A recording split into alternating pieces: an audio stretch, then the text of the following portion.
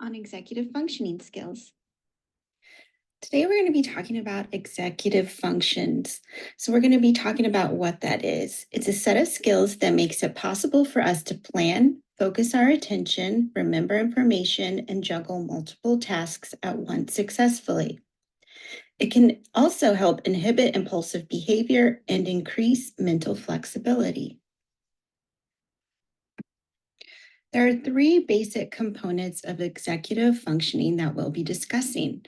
We'll be talking about mental flexibility, working memory, and self control. Executive functioning skills continue to develop into a person's mid 20s. It's not something that you're born with, but it develops over time. These skills can be worked on and supported throughout a lifetime. Working memory is also known as updating. It's the ability to retain small amounts of information to use it to perform everyday tasks. Self control is also known as inhibitory control or impulse control. It is the ability to think about consequences of actions and behaviors before doing it, resisting temptation, and thinking before speaking. Mental flexibility is also known as shifting. It is the ability to easily shift attention from one thing to another. We use basic executive functioning skills in our everyday lives. Basic executive functioning skills allow us to complete routines and tasks independently. They let us transition from activity to activity throughout our day and can prevent us from behaving inappropriately. Executive functioning skills help people learn by enabling them to shift their focus and attention, resist distractions, remain on tasks, and to keep information in mind so we can manipulate it and use it to problem solve. These skills are vital for remembering and following instructions. Executive functioning skills are important because they are the foundation needed for learning and self regulation. They allow individuals to deal with problems that may arise, help us to smoothly complete activities of daily living that ultimately can increase a person's independence and inclusion. We aren't born with executive functioning skills, but we develop them over time. The vast majority of people have the capacity to develop and use these skills. Working memory is also known as updating. It's the ability for us to retain small snippets of information in a form that we can easily use.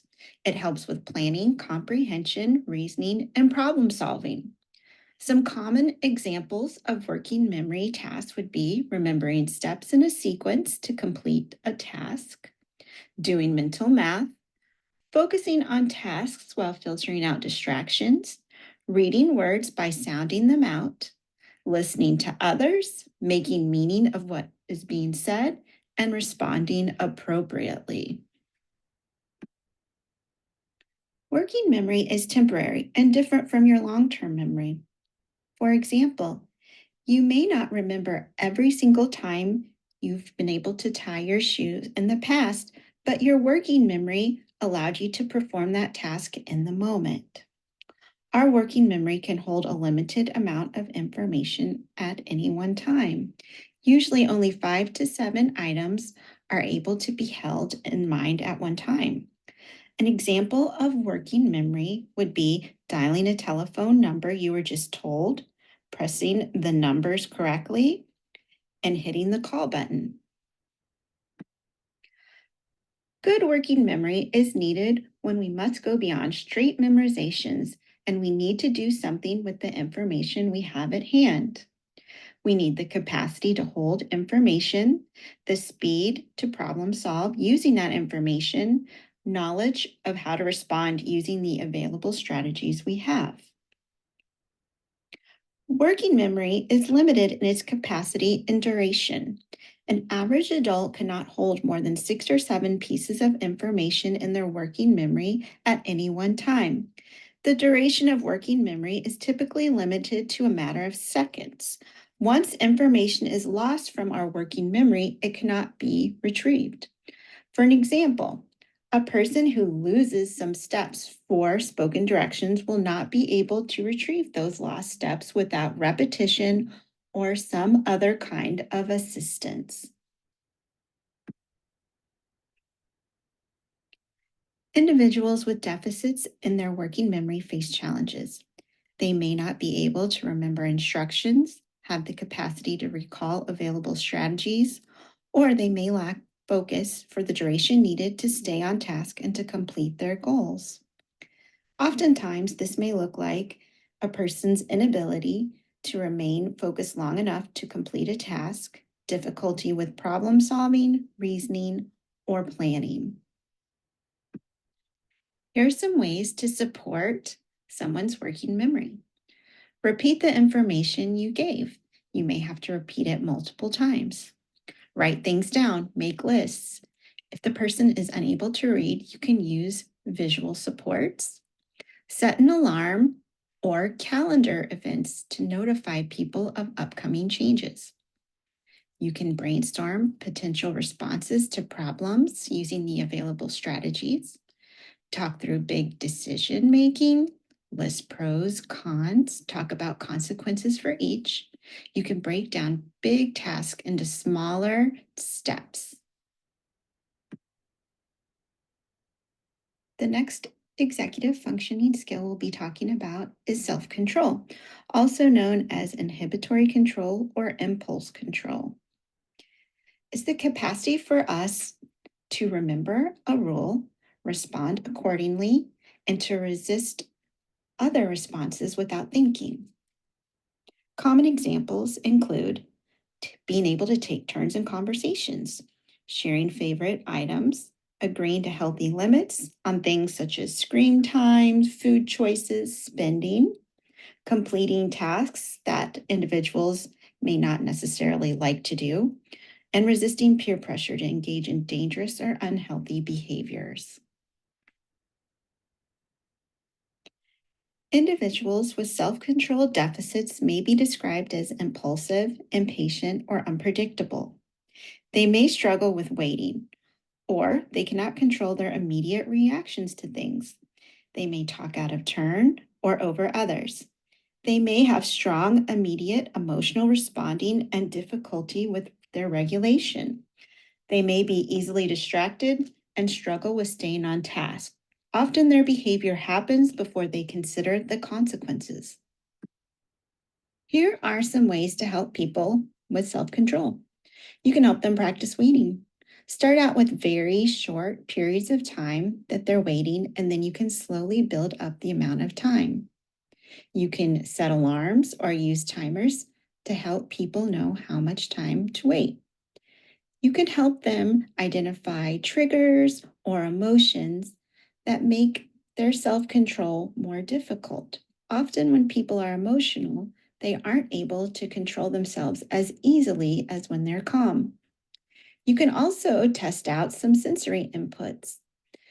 You might try headphones, use music, white noise, let them use different sensory fidgets, and see if that helps them retain their focus on tasks.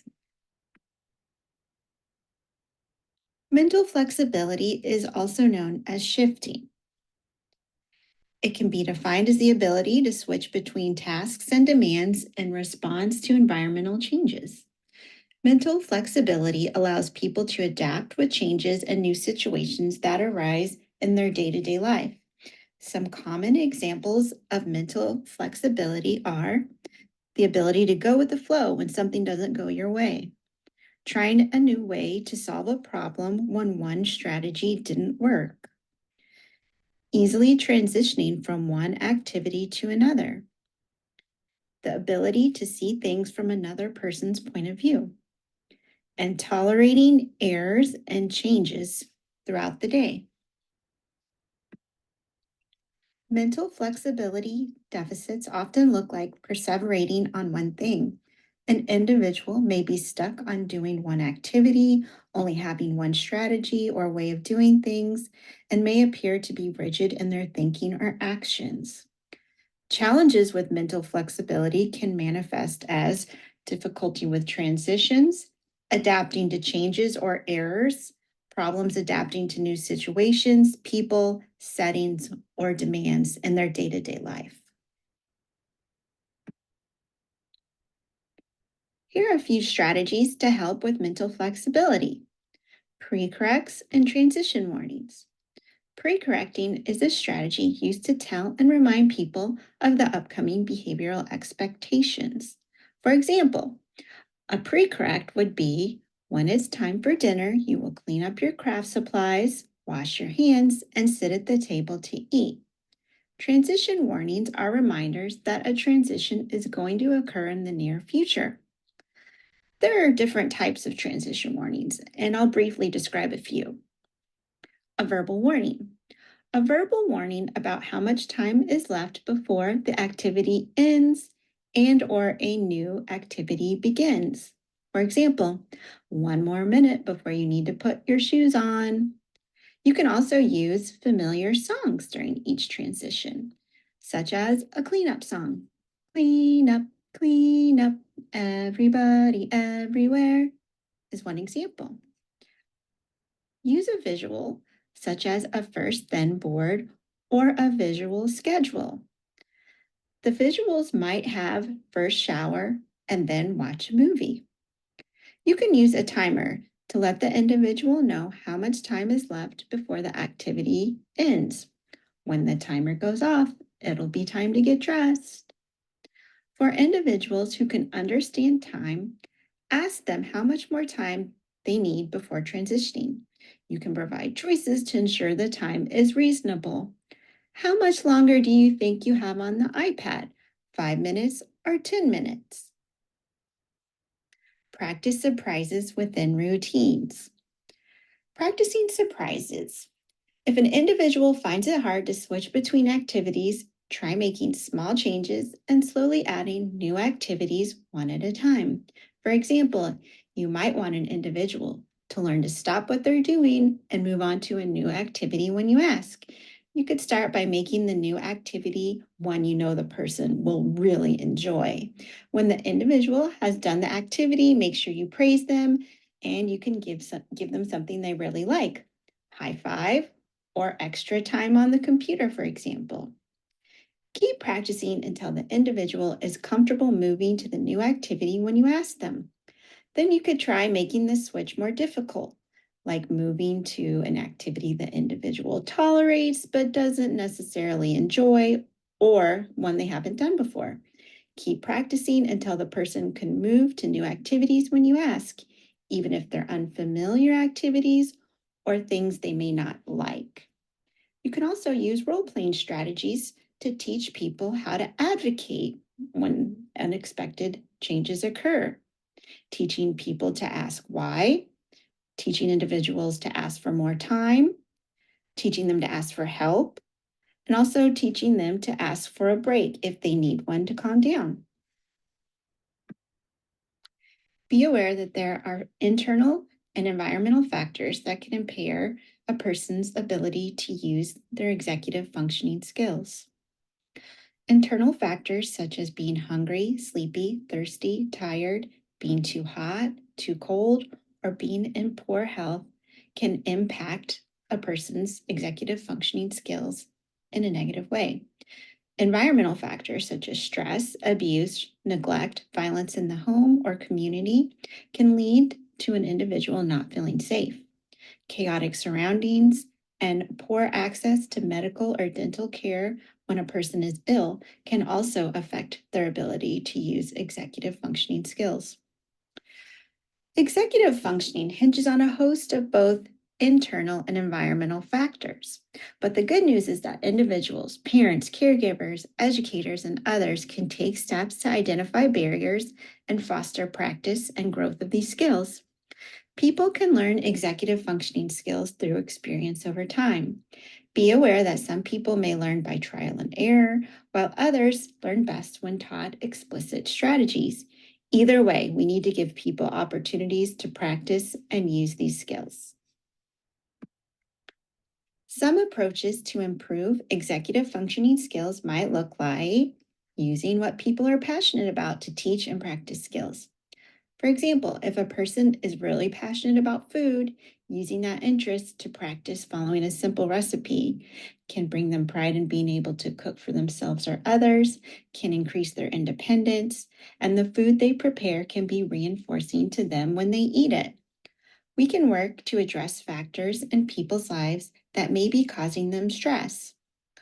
By helping individuals recognize these factors and supporting them in resolving the issues involved, it can result in a calmer, healthier individual that can utilize their executive functioning skills to the fullest extent. Opportunities for individuals to exercise can boost their mood and overall health to support their brain's ability to use their executive functioning skills. We can also facilitate the development of an individual's executive functioning skills by modeling social behavior. We can do this by creating and maintaining supportive, positive, and reliable relationships in their lives. These social connections can teach people how to cope with stress, provide them support when needed, and provide a secure foundation that people feel comfortable practicing skills in without fear of embarrassment or ridicule. By providing these opportunities repeatedly to practice executive functioning skills at increasingly more advanced levels, over time, people may increase their ability to direct their own actions with decreasing supervision from others. Here's some more ways you can help people build their executive functioning skills. Think about real life situations where they may need more training and support. Role playing is a great strategy that can be used to practice skills before they're needed. It can encourage people to apply their knowledge, reflect on key issues, and consider alternative viewpoints. Role playing scenarios work best when it is close to possible as the real world situations. Role playing allows participants to interact with other people and manage situations so they can try different strategies and gain experience in a supportive environment. Role playing activities are best for practicing listening skills and quick decision making. While individuals role play, participants demonstrate their current level of skills and can use instructor and peer feedback to improve their performance. Learning happens best when individuals are happy, relaxed, and engaged. So practice when the individual is calm. Another way to help is to teach self regulation skills so individuals can recognize their feelings and how to cope with them. You may be able to observe and identify what triggers emotions in the person and share those observations with them to build awareness. Explore, teach, and practice coping strategies. Ask individuals what feels right for them in certain situations or moments. Strategies such as deep breathing, counting, pausing, and refocusing may be helpful. When people are able to use coping strategies, don't forget to praise and reinforce those moments when they're able to use them. You can help people to build their executive functioning skills by assisting them on focusing on their personal goals. In doing this, you may be able to help them by identifying the smaller steps they need to accomplish to reach their goal. First, start by asking them to identify their goals and then helping them break it down into smaller objectives or steps that are needed to accomplish it. You may need to assist them in planning and executing those steps as needed. A final thought. When things get challenging, you can focus on the small successes people have already had and remind individuals of positive memories and experiences to support them and build momentum. Reinforcing those small successes can help people realize how their small actions and successes can reinforce positive emotional responses to situations they may encounter. Positive relationships can support people as they work towards their goals. The Center on the Developing Child at Harvard University has resources on developing and supporting executive functioning skills for all ages. Check out their website for more resources. Here is my list of references for this presentation. Thank you.